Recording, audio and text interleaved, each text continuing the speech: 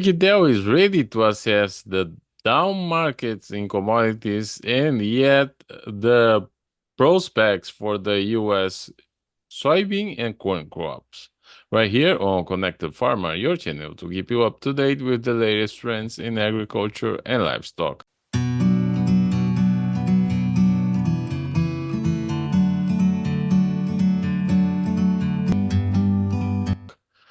So, Jerry, the markets have tumbled this week. Let's start with corn. What do you think has happened with corn that it went down? Well, this market basically came in early in the week and realized that the speculative funds had really plastered the markets, both in corn and soybeans. And so they got kind of nervous about that Sunday night into Monday, and we had a good recovery started there on Monday. And then they started looking at the end of this week here, where we're talking about the heat moving back into the Midwest. Definitely, if you stare out there from Denver, Colorado west, it's pretty nasty weather out there in the west. And so, not that with right now they're not projecting things in the high 90s in the Midwest and at least the Eastern Corn Belt. Let's take that back. There's some probably mid 90s out there in Nebraska, Kansas, parts of Western Iowa, I suspect, later this week. From there,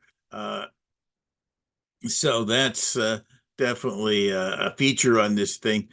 Shower activities is kind of mixed. They're not really projecting a lot of rain, but that along with the oversold situation, uh, some ideas here about the European crop still being under stress because of its issues out there, uh, uh, and then other issues involving wheat crop around the world, and that talking about Australia and some other places out there. But probably the biggest thing that happened this week was the spring wheat tour that left from, I think it left from Pierre, North Dakota, made three different stops back to those areas. And interestingly enough, kind of confirmed some of the information that we'd already seen from the USDA's numbers. But I think the real twist of it is that first day it was 52 bushel, 52 and a half, I should say, versus the 48 and a half that was the first day of last year's report, which happens to be a record level here. Let's don't deny that. From there, but interesting, the next day was 53 and a half, and the final number they came up with was 54 and a half. And you say, wow, that's pretty impressive here for a projection for spring wheat in the northern areas. And I think part of the reason why the corn was weak here at the end of the week was the fact that wheat, which really had made the assumption in many cases here that we are in a post-harvest type of mode in our U.S. wheat because of the fact that we were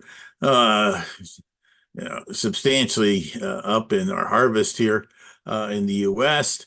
And it's still 10 days away, I guess, or more before we end up getting the spring wheat harvest picking up in Minnesota, or excuse me, in North Dakota. But I went back and looked at last week's Friday estimates from the USDA for North Dakota. Lo and behold, the National Ag Statistics people that put together those numbers for the USDA, and that they had a 56 bushel estimate for North Dakota. So I guess it wasn't new news that we were getting this week when we saw the tour average go up to 54 and a half. So the one thing that seems to be a little bit iffy at this point is the number two state, Montana. At this point, they really haven't had the greatest weather during the month of July here at this point, since the numbers are put together here from the USDA. So that's a little of a nice twist there. But Well, and in the case of soybeans, the crop is pretty well defined for South America, which is the major factor here. But in the United States, the soybean crop goes as well as the corn crop. Some states have reported to be very well and others not so well. Yes, you're exactly right there on the good. Excuse me, the good and excellent numbers are a little erratic at this point. Even some of the Eastern Corn Belt states, which I think a lot of people assume that since we've had some pretty good rains in Illinois in the last 3 or 4 weeks, that everything's hunky dory in Indiana and Ohio. But on this, to some extent, the same issues we talked about on corn and soybean or corn and wheat here about short covering and oversold and things of that nature. Those numbers. Also impacted, have been involved in the soybean scenario here at this point. The interesting twist on the soybeans is that we're still probably at least 2 to 3 weeks, 2 weeks at least, basically from about the 10th of August through the end of August is really the crucial time in U.S. soybean yields. If it's extremely hot during that period of time, is the fact that that's the blossoming, pod setting. We can actually even see some of those particular plants drop some pods if they don't feel like they've got enough moisture to fill them out, things of that nature.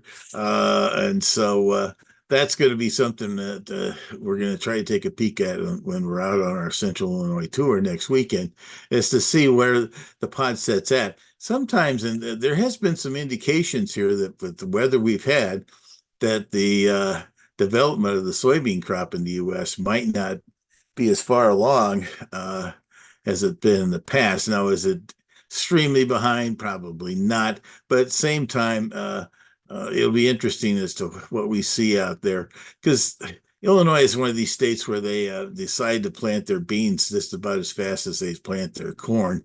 They've kind of got into this mode over the last 5 to 7 years. And so it's been out there for them to grow along. If you were looking at oh, some of the western states there, they definitely concentrate on corn and then come back with the beans.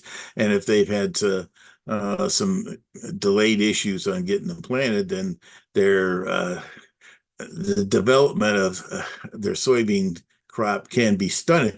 Now, the one thing you got to keep remembering on the soybeans is that corn is one of these crops where if something's not right, something, they don't have, some development at the right time, there's dryness during that June period, and that corn will kind of sit back and wait a little bit to see if it can get a better situation. Beans, they get marching along. If you get them in late or get them in a situation where they're not great growth early, they're so-called determinate beans. They kind of march along to their own drummer. So that could be a feature of something we'll be looking at when we're out in the fields in Central Illinois next weekend. So, Yeah, but at this point, the tour that you lead every year starts in the Mason County, right?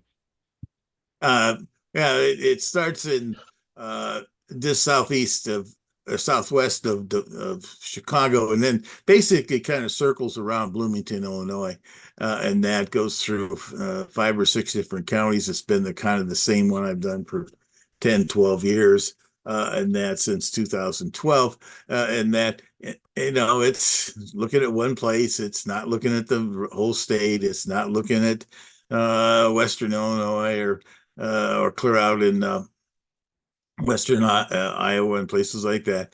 But I think the one thing that is really one of the golden spots of production prospects in the U.S. And if there's not a big crop there or there's some issues, and there's one thing that's kind of popped up I saw in some of my other uh, agricultural news, is that the disease issue because of this recent rains could have caused some issues. Now, that's not a quick thing to look at in beans, but definitely could be a feature in corn. That's another thing we'll be keeping an eye on when we go out there, according to some other people that value in the agricultural world. So, but I can't think that today's performance at the end of the week on both corn, soybeans, and wheat was more triggered from the technical features here, and some people decide to be out on the weekend.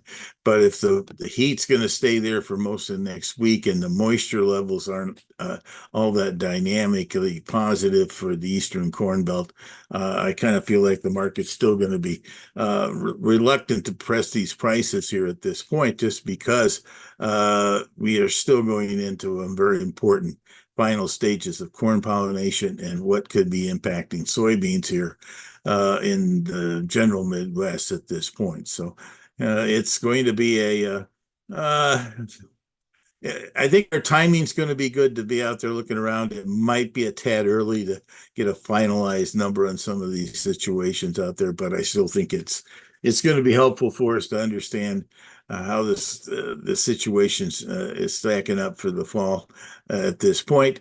But right now, at least, we had the people being concerned about being oversold, and then all of a sudden the trap door kind of knocked them down here today on the technicals not holding some uptrend lines and things like that. But I'm not sure that the general populace out there wants to pound this market. But I guess we'll find out next week. The key thing in this thing is will the moisture have another surge like it did here in the first half of July in Illinois. If it does that, then that's really a whole different attitude about where we're going long term. But right now, that's not really in the general forecast for next week, or even maybe the balance of August.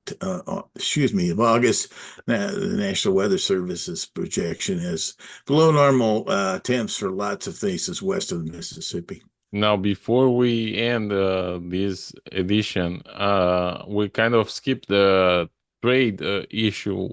We had some reports that China has been build more grain reserves, but at the same time, very recently they have avoided purchases. So, how do you see it all? Yeah, I think I saw that same article and actually put it out to various people that there has been this attitude that maybe they've been building stocks over there. Uh, I don't know if they tried to allude to it. It was something involving with potential Trump administration. Definitely the Trump administration did not.